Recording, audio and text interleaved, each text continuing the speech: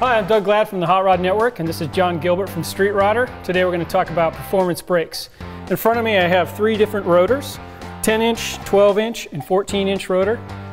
The 10-inch rotor is designed for racing. As you can see, it doesn't have any cooling fins in it, so this is something that you don't want to use on the street.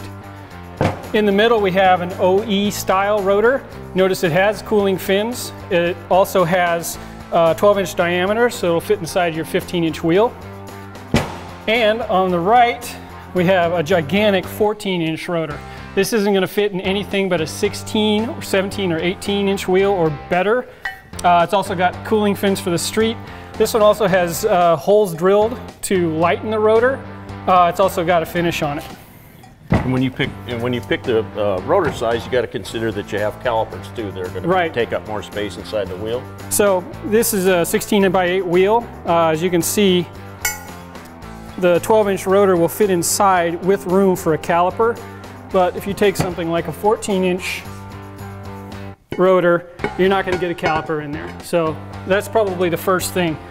Buy the biggest rotor you can afford, buy the biggest rotor that's going to fit into your wheel. And buy the right rotor for the application. So for brake pads, what do we have? Well, for brake pads, you want a pad that's compatible with the rotor. There's brake pads are available in different compounds.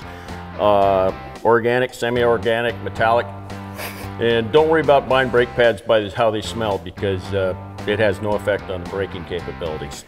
So the more high-performance pads are going to make a little more noise. They also require bedding in. So if you have a street car, be realistic and buy a street pad, because you're going to be able to break that in on the way to work instead of having to go out to a track or something like that and get it really hot and let it cool down.